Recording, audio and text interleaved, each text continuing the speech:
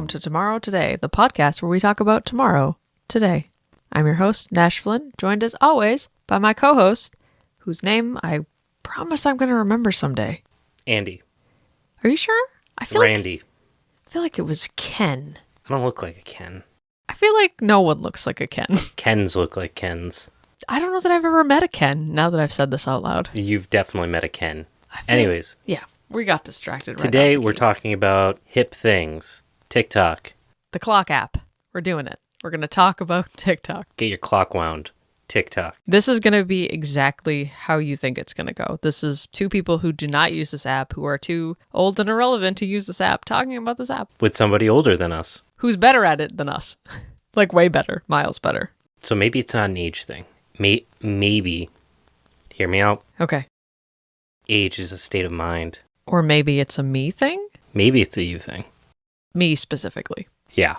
Today we got to sit down and talk to Nurse Penny, who is a TikTok phenomena, where she talks about normalizing death. A thing I didn't know we could talk about on TikTok. She's like the Nurse Penny Hardaway. Throwback. No? You don't know who that is? No, I have no idea who that is.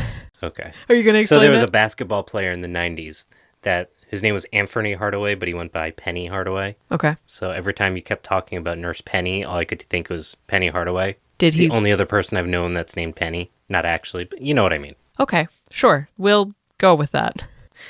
You have the weirdest references. What? He lit it up on the court. She lights it up on the talk of ticking. Okay. Okay, so what are we talking about? So we're going to talk about normalizing death and using social media as a way to get people... Why are you always talking about death? Well, I mean, I think you know the answer to that, to be honest with you. I think you know the answer to that. Yeah, but that's not helpful. Okay. I feel real depressed every time I sit down, and it's an interview that you've done, and I'm just like, yeah, I'm going to die. I know this. I mean, and here we are. That's a pretty, common theme of people who have discussions with me. You walk away depressed. Dead. Look, sometimes if I'm Walk away dead. If I'm really on a roll, sometimes I guess you could walk away dead and I wouldn't notice. But yeah, no, so this is my third or fourth interview talking about death because yes, I have a problem and it's death and my eventual death and also other people dying. But I do think this was one of those conversations that is unique in that it's not necessarily presented academically. So unlike some of the other interviews we've done where it's somebody doing research in a field and we're spouting our nonsense the first 20 minutes of every episode trying to help you understand that research. This is somebody who's not in the research field, but is actually on the ground dealing with death in a different way, I think. Going one-on-one. Yeah. Getting in the paint. In the death. ring. Paint. Nash. I don't know what that means. Oh my God. So it's a big deal because for the first time, I think we're really starting to use social media to sort of talk about some uncomfortable things. When social media was invented or whatever, right? It was basically what are you thinking right now? You logged onto Facebook and it was like, what's up? It was like, so-and-so Andy is, and then you'd be like, yeah, reading a book. Yes. Even though you're typing, yes. And it was literally... We get it. You want everyone to know you're reading a book. The worst version of everyone, Yes. It was like, how vain can you be without, your veins actually bursting from your skin? You could be in complicated relationships with other people. It would literally say Before it was cool. Yes. To be polyamorous. To be in complicated relationships. Yes. No, it was a thing you could publicly declare. Anyway, so this is cool because we're seeing this trend. Obviously, we're us dealing with death on a more public, more noticeable scale, right? Because of COVID. And because of that, and because I think we spent a lot of time at home sort of wondering about our own mortality in a way while we watch the numbers tick up. I think there has been a collective increase in anxiety about death. And so... Because you can literally die anytime now if you just got the wrong strain of COVID. Right. Or anything, I mean, always anything. Well, but I mean, with COVID, it was more of a, hey, even if you're super fit and healthy, this thing that's like the flu that wouldn't kill you if you were healthy, this one might randomly, you're just shit out of luck for some reason. Exactly. Especially, in the early days where we didn't have a lot of information about it. And now we have sort of our second pandemic-worthy disease, the monkeypox, which is actually I know very little about, to be honest with you. It's pox. Instead of Tupac, it's monkeypox. Oh, well, that makes so much more sense. I will delete my WebMD tab open about monkeypox now. I've got all the information. We're starting to get these conversations happening about very real things. There's a lot of anxiety about death. And one of the things that Nurse Penny gets to do is to talk about her experiences working in hospice. She's still an active hospice nurse. So she sort of ushers people to the other side, right? Is this why there's a half bottle of SoCo in the corner of the office? Yes. Okay. Yeah. Okay, I just wanted to clarify. Wasn't there last time I was down here. Yeah, it was full and at a store the last time you were down here. We're fine. It's fine. I'm fine. Great conversation. And anyway, no, I'm just kidding. That would be weird. So there are more users on TikTok, I think, than any other social media app right now. More active users. Really? I think so. We should probably fact check that. I won't, but we probably could. Biggest app that's ever existed. I'm Donald Trump now. We're just spouting things and hoping that I'm right. Huge. China. So it's interesting to have these conversations in a very, very public way, talking about our death anxiety. And one of the things that's most interesting about Nurse Penny's TikTok is actually looking at some of the comments and seeing people say, I was really worried about my own death. I was really worried about my grandparents' death. And one of the things that Nurse Penny does really, really well is talking about alleviating some of those anxieties. If my dying person seems like they want food all of a sudden, is that dangerous for them? If they want more morphine, if they're not responsive at all. So addressing some of those questions that I think we have a hard time getting elsewhere and that we have sort of turned our back on as a collective understanding. People don't really die at home that much anymore. We're not accustomed to sitting bedside with people. So it makes us all very uncomfortable, and having a place where we know we can go that get some of those answers and get some of them in a humorous way, I think has been very, very effective and very moving in a way that I think we've not yet seen social media do. When we think about death, like you're saying, we have a really weird relationship with it. In COVID, especially as people started early on, couldn't sit with their loved ones as they died. Like the way we're dying became very apparently like disconnected. And then there's this other piece of how do I trust somebody to give me advice that isn't selling something to me? In social media, while there's opportunities to make money on things like TikTok, at the very least, especially someone that's offering free, unsolicited advice, can try to at least alleviate some of those concerns that you're getting unbiased information. And I think that's really in demand right now, and a lot of different facets, not just death, but people realizing that you're always being sold a commodity of some sort. And I think as a generation in 2022, millennials and Zoomers are at this point where it's just kind of like traditional marketing doesn't work because no one believes anything. We can't even agree on like basic facts in the news, never mind like what a brand is explicitly trying to sell us. Right. And I mean, I do think that social media has sort of helped us unpack a lot of what that means or doesn't mean as a generation that I think has been sort of growing up with technology. You and I had this conversation briefly before we started recording about how the millennial generation are probably going to be the fastest, most efficient typers because that's, we learned talking to each other on instant messenger. And now the younger generations have phones and they've been texting basically this whole time. They'll have arthritis in their thumbs at like puberty. Yeah. I mean, yes. But totally different conversation. Yes, we will table that for now. But I do think it's worth understanding the correlation of getting information from a source that's trying to deal with it in this way. If you're scared about death, you have death anxiety, you're having a loved one that's in hospice or that is sort of facing the end of things or gets a terminal diagnosis. Nurse Penny's TikTok provides a place for you to feel like you can ask questions or just watch some of those TikToks, humorously, because some of them are quite funny, and just try to understand the process a little bit better and get a little bit more comfortable with it. And I think that's the piece that we've really been missing is the comfort level, because we're not right now. We're incapable of accepting death. I think we're so used to the digital world where nothing ever dies, that the idea that our physical body will cease to exist, compiled with this centuries of distancing from death, it's just magnified that reality because of the fact that our digital persona will continue to live on as long as nobody goes out and deletes it, basically. Right. And also the boomers don't really think they're going to die, right? Yeah, and that's a whole other... I think we grew up with that discourse, right?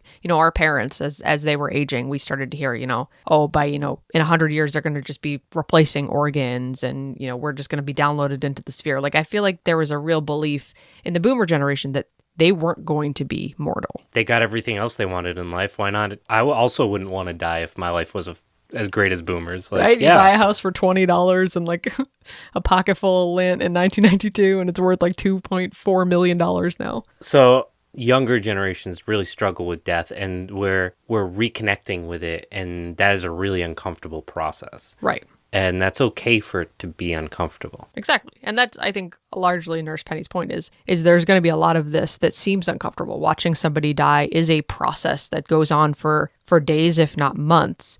And being a witness to that process is where a lot of that anxiety, a lot of that vulnerability, a lot of that worry comes in. And so facing it, I think, with humor or with social media or with both is a way to really start to get the conversation started about accepting dying, accepting death. And the more you can accept it, the easier the whole thing is for everybody, not just for your dying person, but for you when your time comes. Yeah. Yeah. I think it's, I have nothing to add to that. That was poignant. Nailed it. Nailed it. So let's get into the interview then. No? Maybe?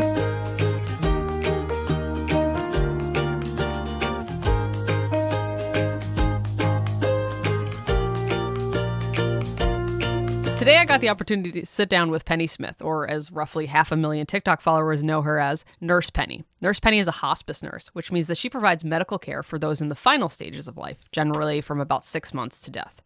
Penny, thank you so much for sitting down with us today. Thank you for having me. My first question for you is a bit personal, actually. So we deal with death in modern America, both the physicality and the reality of it. We're very sheltered. We're not in war. We're not in famine. So we deal with it basically not at all. We don't know how to talk about it. We don't know how to deal with it. So I think it can be hard for some people to understand why somebody might choose it as a career. So how did you decide that death work was your calling? Well, I actually didn't become a nurse until I was 40 years old. I chose nursing because my ex-husband and I were getting divorced, and I needed to have a career after being a stay-at-home mom, homeschooling my daughters for 10 years. I needed to do something to be able to allow us to divorce. And his mother, probably a year prior to us making the decision to divorce and me making a decision to be a nurse, was on hospice. She had cancer and she was on hospice. And, I kind of have a little bit of a rough background in my earlier life. I got into trouble with the law and trouble with drugs. And I felt like I really wanted to do something that was meaningful, that would be service work. And so having that experience with the hospice nurses who cared for my former mother-in-law, I decided that would be something that would be really interesting to me. I also suffered from death anxiety. So strange as that sounds, I kind of had a morbid curiosity about it after having gone through several years where I felt very anxious about death and dying, had never seen a dead body, and didn't have a concept of an afterlife. And so it kind of intrigued me a little bit. So there were a couple of different factors that played into the decision. But I knew going into nursing school that was probably going to be my chosen path.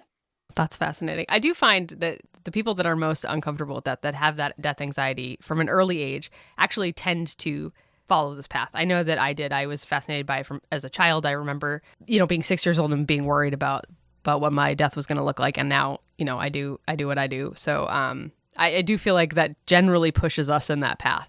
So can you walk us a little bit through, the process of dying? Has anyone ever had any interesting or memorable last words? I know that's something we love, like history-wise. And have there been any experiences that really stuck with you or changed how you understood dying? So the first of all, to be on hospice, a person has to have a life expectancy of 6 months or less. And the national average for hospice length of stay is like 71 days. So we often get people on service for a really short period of time because people are under the false assumption that you have to be right at the final, end of days to go on hospice, which is not the case. We like people to come on when they're kind of further upstream so that we can get to know them, and we have a lot of services that we can provide to them. So when a person is dying, the dying process is pretty much going to be similar for everybody. So anybody that's dying a natural death, they're kind of going to have the same types of symptoms. Not all of them, but usually people are the first thing that happens is they're going to sleep more and they're going to eat less. Their body starts to shut down, digestion shuts down, they're no longer very hungry, and they're sleeping a lot more for energy conservation.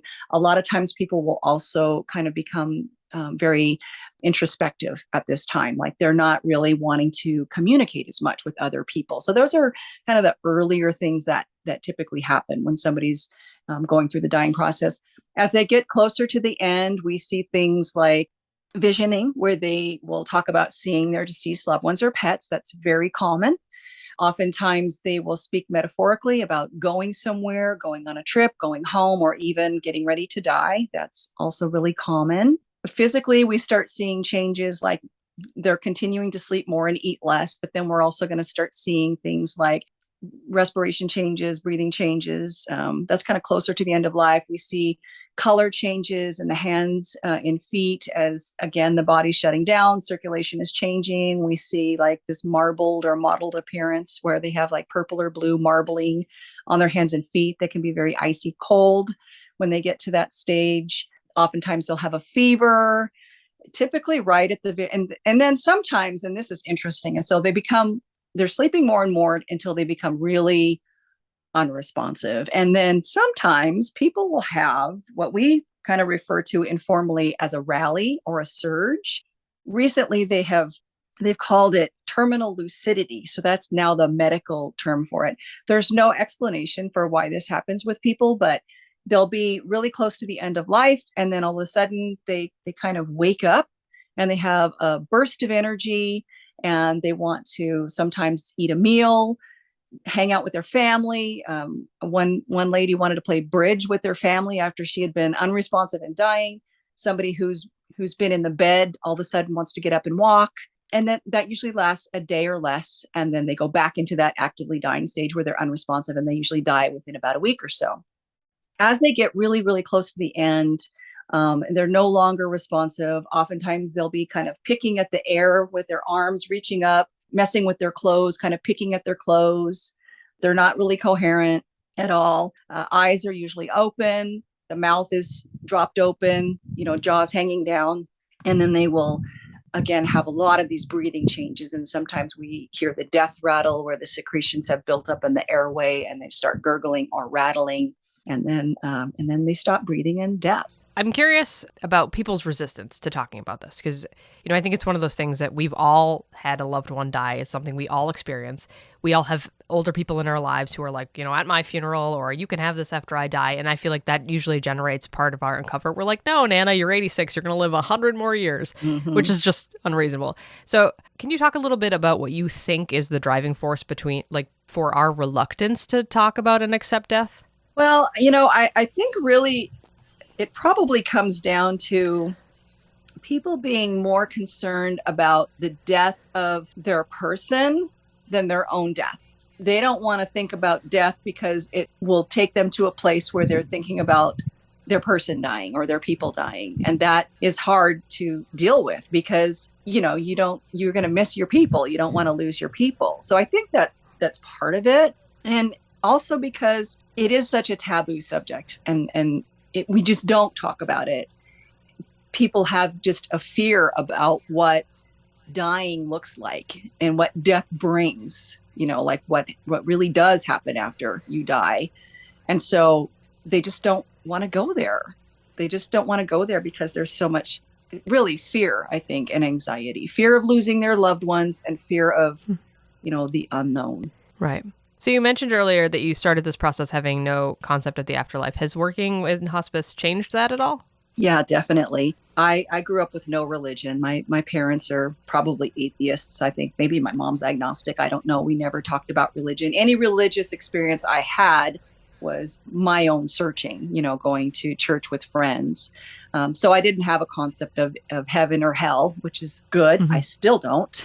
Because, I don't buy into that. But I had no concept of any afterlife. And so I worried, what if there's nothing after we die? What if there's just nothing? Working in hospice and seeing people visioning deceased loved ones and pets has been enough to convince me that there is something more after this life.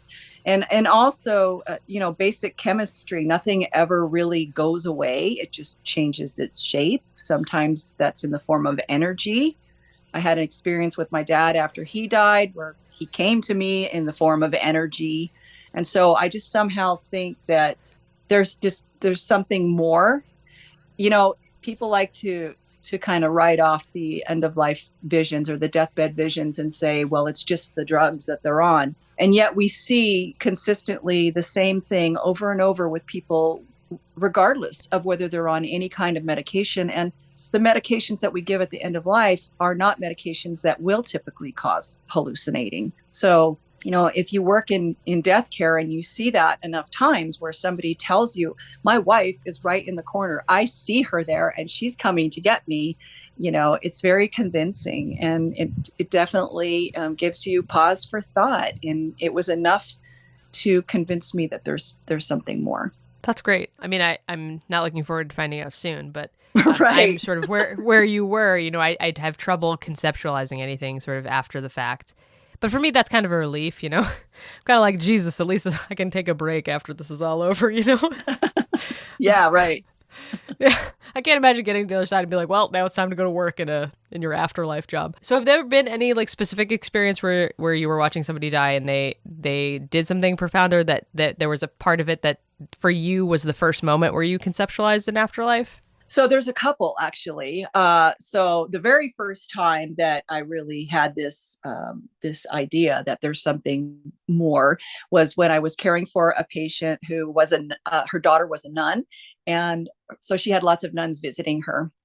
And one evening I was at the nurse's station and the last visitor was leaving. She was a nun. She came to the nurse's station and she said, she's gone.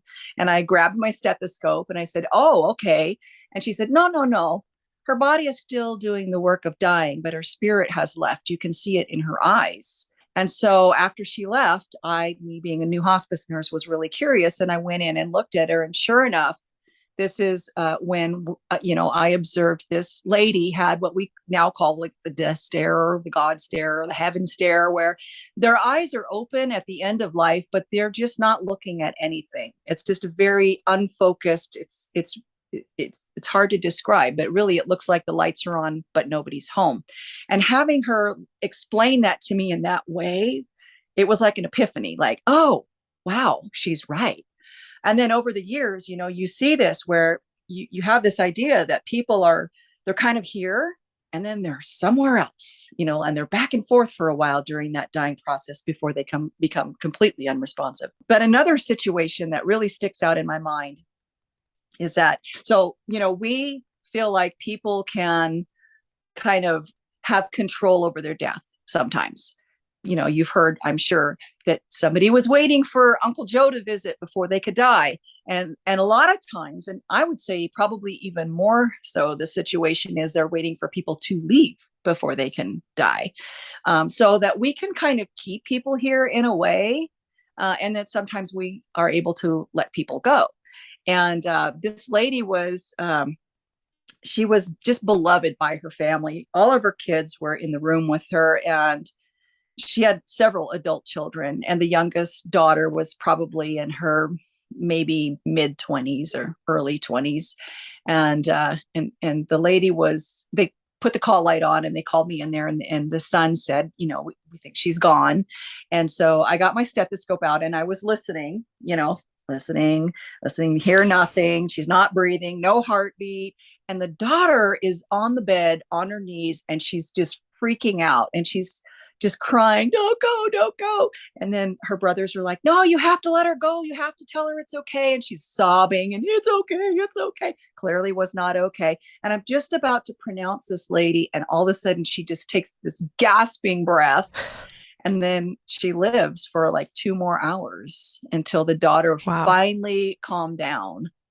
So that's something that really is memorable to me as far as like and I have lots of other stories too that I could tell. I've seen a lot of things, being a hospital. Yeah, I imagine. So actually it was funny. So before we started recording, I was telling you that my grandfather passed away earlier this year. He was in hospice for a very, very brief time. He got an esophageal cancer diagnosis in the fall. He was doing okay. They found tumors all over his bones. He broke one of his legs, and the decline after that was very, very quick. So he moved to hospice. We were there for about 4 days. It was a hospice center, so he wasn't at home. It was me, my mother, and my mother's brother, and my grandmother. So his immediate family plus one of his grandkids. He has several grandkids. I think there are 9 of us now. And he hung on for 4 days. He slipped into sort of a coma. He didn't really wake up, so we didn't get any of the death process. He fell asleep on Tuesday and died on Thursday. But he waited for the 1 minute that I walked out of the room. So it was just his wife and his 2 surviving children. And I was like so mad at him at first. Like, how dare you? I've been here for 4 days. But then I was like, that's exactly how he would have wanted it. Oh my gosh, I've heard that so many times where somebody will say, I was at the bedside. I didn't even leave for anything. I was there the whole time. And then I stepped out for a minute and then they died, and it happens a lot. Yeah. I was furious.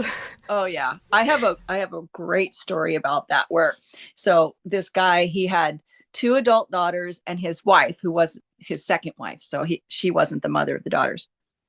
And I got there and we say people are transitioning. So when somebody I like to explain it like this, like we who are not dying are more living than we are dying. We're all dying, right? We're all going to die someday. When a person is terminally ill, there gets a place where they turn a corner and they're more dying than they are living. And that's when they're transitioning. So some people transition really slowly over time, and sometimes it's really quick. This guy was just like right now transitioning, and I realized, like, I can tell by the breathing pattern that he is very close to the end of life. And I say to them, I think he's really, really close to the end of life, and like minutes away. And his dog was under the bed. So I said, I'm going to just go in the kitchen and I'm going to do some documentation, and you come and get me when you're ready, meaning when he dies. So I go in the kitchen and I'm in there for like 20 minutes. And I'm like, God, I can't believe he's not dead yet. Like, he was really, really close. They do this thing with their tongue when they thrust their tongue forward. And if you see them do that, like, they're usually minutes away. So I go back in there and they're all standing there. And so when I told them that he was really close, they each grabbed like a hand, and one of them had a foot, and they were like stroking his hand, stroking his foot, saying, Dad, it's okay. It's okay. It's okay. You can go. It's okay. So I go back in after 20 minutes and they're still doing that. They're like, it's okay. It's okay. We're here. We're here. And I said, is he the kind of guy that would have liked you doting over him? And one of the daughters looked at me and she just dropped his hand and she goes, I have to go to the bathroom. And the other 2 did the same thing. They just like dropped their body part and turn around, and they all left the room. And then all of a sudden I'm there with the dog and with the guy. And so I walk out of the room and I said, sometimes we tend to keep people here. We don't mean to, but if we do something that's not comfortable to them, then we can sometimes keep them here. And that conversation probably took me 2 minutes, and I went back in the room and he was dead. So wow. It definitely, you can keep people here if they don't, if they're not comfortable. That's funny. Did the dog know? Do we suspect that the dog was aware? Oh yeah, I think the dog was definitely. Oh, the dog had been under the bed like all day and had never left at all. So wow. Pretty sure the dog knew what was going on. Animals are intuitive. Yeah, I was gonna say, I feel like animals usually are way smarter than we are when it comes to death. Oh yeah, definitely. That's really fascinating. So for our listeners, you're not just a hospice nurse. I mentioned in the intro that you also have a really impressive TikTok following, particularly TikTok. You also have a pretty big following everywhere else, where you bring comedy into your work stories and observations. Can you talk a little bit about what drove you to bring death and dying to TikTok, and have any of the responses to your work surprised you? Yeah. So, during the pandemic, just like everybody else, I was in lockdown. My husband worked nights, I worked days. I heard about TikTok on a news story and decided to download the app and check it out. I got sucked in by the shuffle dancing. I was trying to learn how to shuffle dance.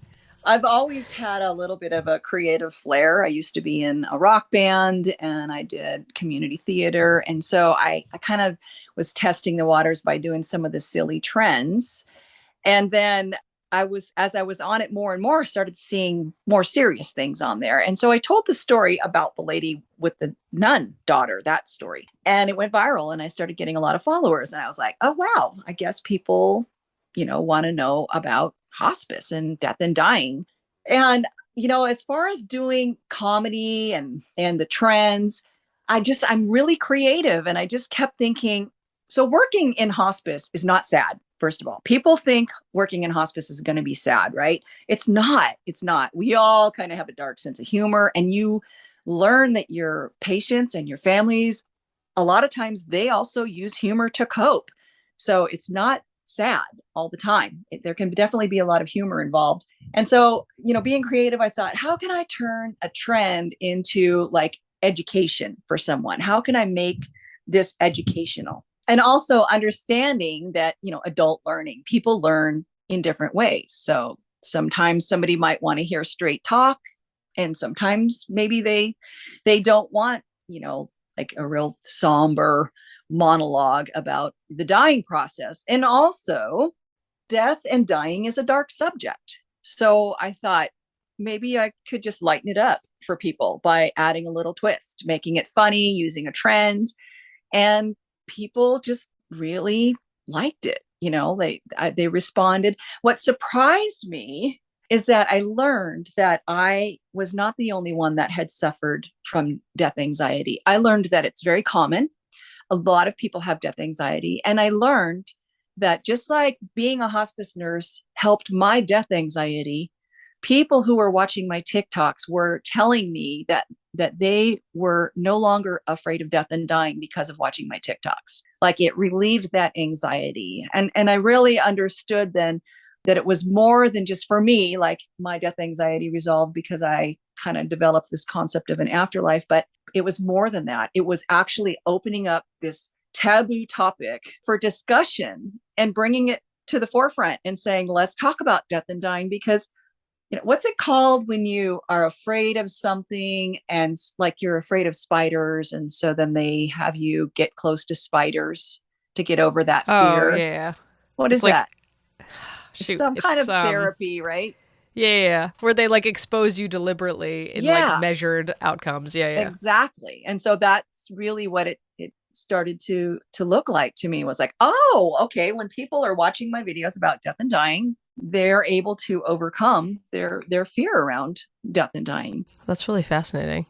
I'm surprised. I'll be honest with you. I'm surprised that it was embraced. I mean, I'm incredibly impressed, but I'm surprised because I do feel like maybe this is a generational thing. I'm a millennial. I feel like, in my perspective, largely TikTok is Zoomers, is Gen Z. So maybe they're just a little bit, more open to it. But I feel like, as a millennial, I have a significant amount of death anxiety.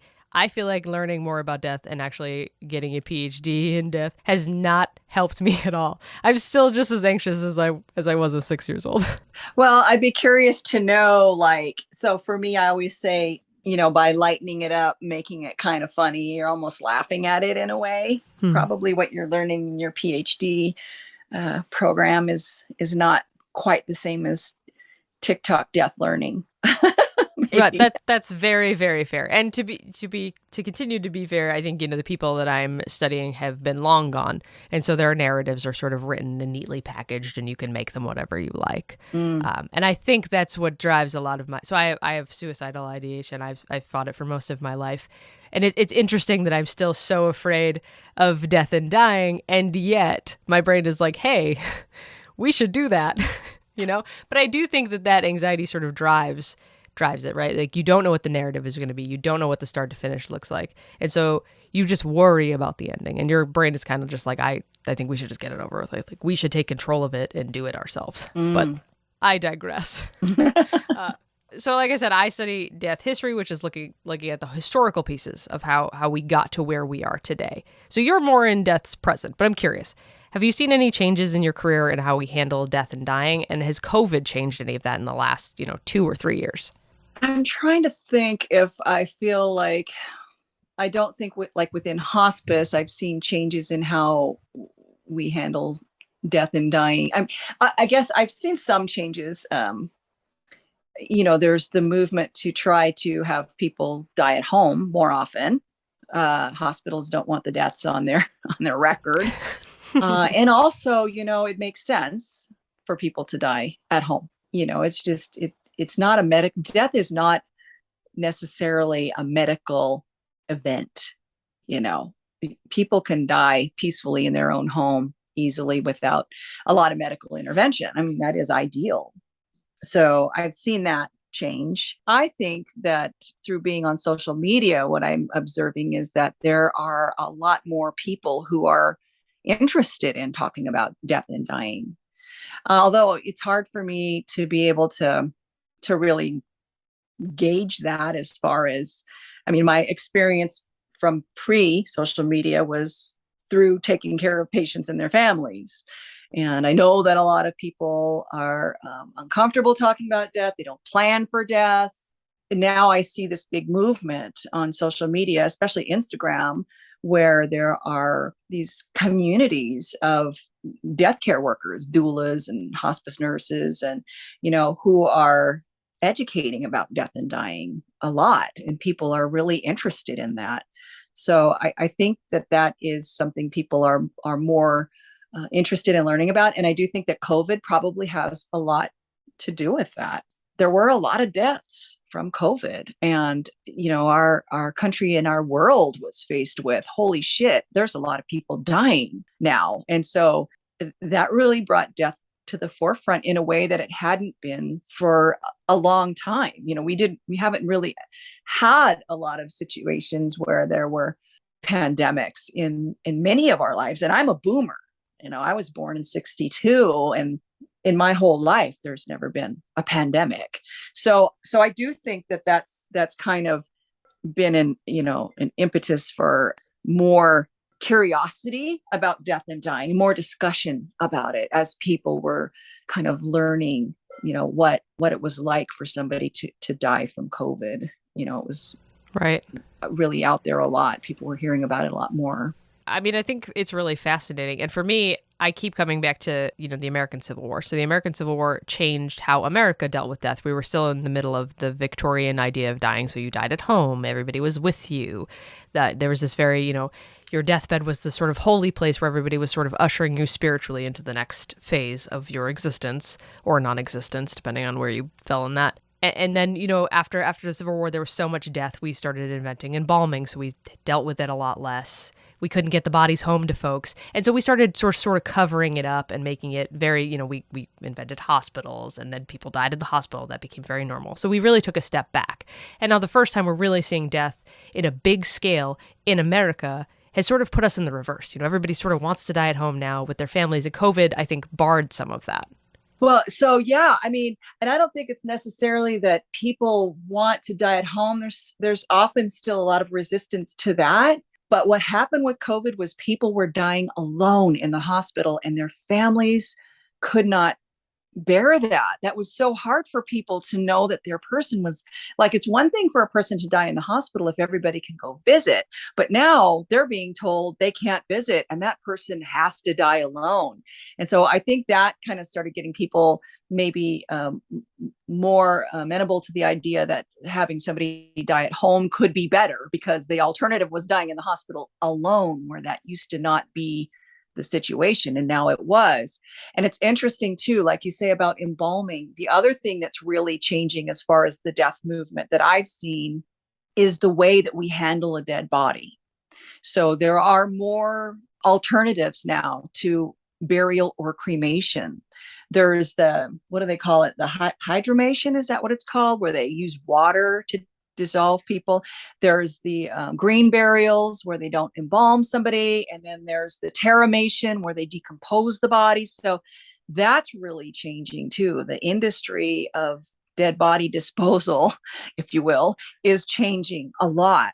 And, the whole embalming thing to me is weird. And I've never liked the idea of embalming. And I remember even as a youngster telling my mom, as I would talk about death with her, don't embalm me. I want to be buried in a pine box. So just wrap me in a shroud and put me in a pine box, because I just had this idea that I needed to go back to the earth. I don't want to be embalmed. I don't even think cremation was around back in those days. That's how old I am.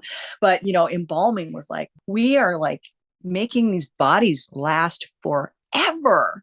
Like if you embalm somebody, they just don't decompose.